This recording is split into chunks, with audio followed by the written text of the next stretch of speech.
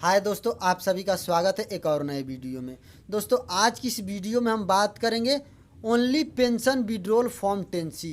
क्योंकि जैसे ही हम इस पे प्रेस कर रहे हैं, कुछ इस तरह रेड कलर में लिख के आ रहा है। अब इसका क्या मतलब है और क्यों ये आ रहा है, और जब तक ये हटेगा नहीं तब तक आप पेंशन का पैसा विड्रॉल नहीं कर सकते।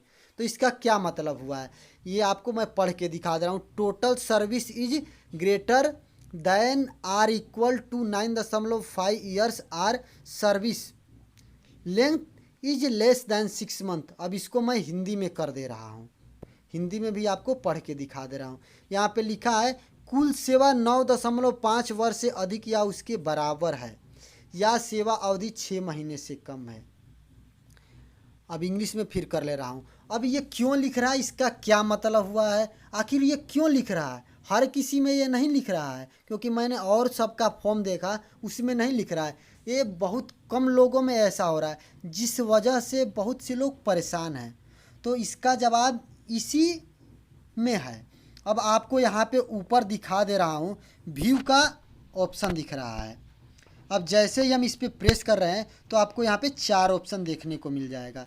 अब यहाँ पे दिखा रहा है दूसरे नंबर पे सर्विस हिस्ट्री। इसका जवाब यहीं पे है। अब हम क्या करेंगे कि सर्विस हिस्ट्री पे प्रेस कर लेंगे।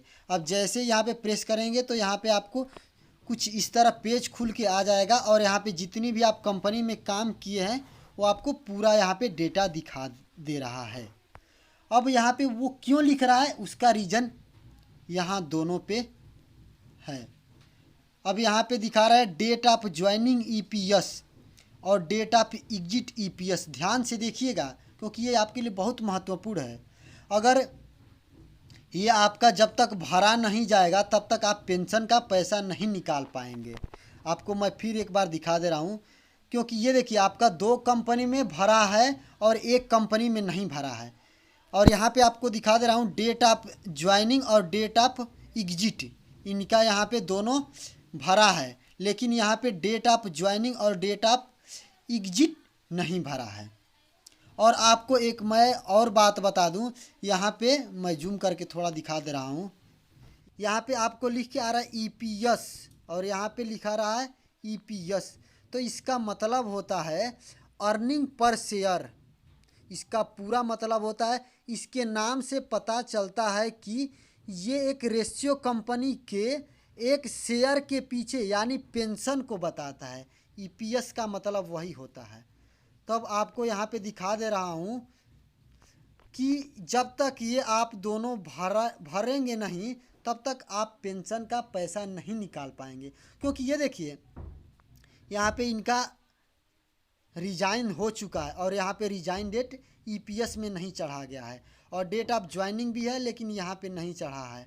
लेकिन यहाँ पे देखिए यहीं पे नीचे डेट ऑफ एग्जिट और डेट ऑफ ज्वाइनिंग, यहाँ पे जो दोनों है इन दोनों का यहाँ पे चढ़ा हुआ है। यहाँ से मैं फिर दिखा दे रहा हूँ, ये देखिए ये दोनों का पूरा प्रोसेस हो चुका है, लेकिन ये 2022 का ही है जो बच गया है। किसी कारणवश एम्प्लॉय नहीं चढ़ा पाते हैं तो ये आप जाके एम्प्लॉयर से कहिएगा कि सर हमारा जो ईपीएस का डेट ऑफ ज्वाइनिंग और डेट ऑफ एग्जिट नहीं चढ़ा है, तो वो चढ़ा देंगे। अगर वही वो एम्प्लॉयर नहीं कर पा रहे हैं तो आप एक और माध्यम है, उसके माध्यम से आप जाके करा सकते हैं। वो यह प्रोसेस है कि आप ग्रीवेंस रजिस्टर करेंगे, ये आप पूरा प्रोसेस स्क्रीनशॉट लेके ग्रीवेंस रजिस्टर कर सकते हैं। और वहाँ पे जाके आपको कमेंट में लिख देना कि सर हमारा फर्स्ट कंपनी का नाम लिख देंगे, और वहाँ पे डेट ऑफ ज्वाइनिंग और डेट ऑफ एग्जिट लिख देंगे कि सर ईपीएफ में चढ़ चुका है लेकिन ईपीएस में नहीं चढ़ा है, तो कृपा करके हमारा ईपीएस में डेट ऑफ ज्वाइनिंग और डेट ऑफ एग्जिट चढ़ा दिया जाए। तो एम्प्लॉयर वो चढ़ा देते हैं। अगर ये आपका जब तक नहीं चढ़ेगा तब तक आप पेंशन का पैसा नहीं निकाल सकते हैं। जब तक आप जैसे ही पेंशन भरने के लिए जाइएगा वही रेड कलर में पूरा आपको दिखा देगा पूरा, और जब तक वो हटेगा नहीं तब तक आप पेंशन का पैसा नहीं निकाल पाएंगे। तो हमारा कहने का मतलब है कि आप अपने एम्प्लॉयर से डेट ऑफ एग्जिट और डेट ऑफ ज्वाइनिंग ईपीएस दोनों आप चढ़वा लीजिए, उसके बाद आप पेंशन निकालेंगे तो आपका पैसा निकल जाएगा। क्योंकि ये बहुत से लोगों के साथ ऐसा हो रहा है, तब आपको हमें ये वीडियो के माध्यम से बताना पड़ा। तो आई होप अगर आपको ये वीडियो पसंद आया होगा तो लाइक कमेंट शेयर और चैनल को सब्सक्राइब करना ना भूलिए।